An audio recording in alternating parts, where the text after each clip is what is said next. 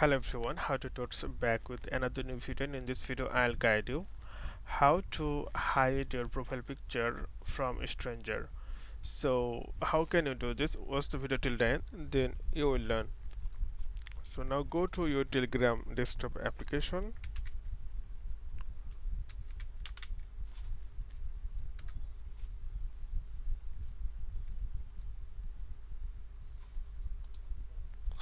and click the three line left top corner, click the settings option, click the privacy and security, and you can see profile photos. So if you think that it's everybody, it means everyone who use the Telegram application, they can use your profile picture.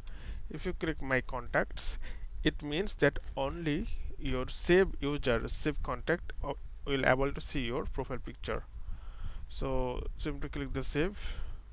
So that's it, and this way you can change the settings. So okay friend, today is no more, and see you in the next video.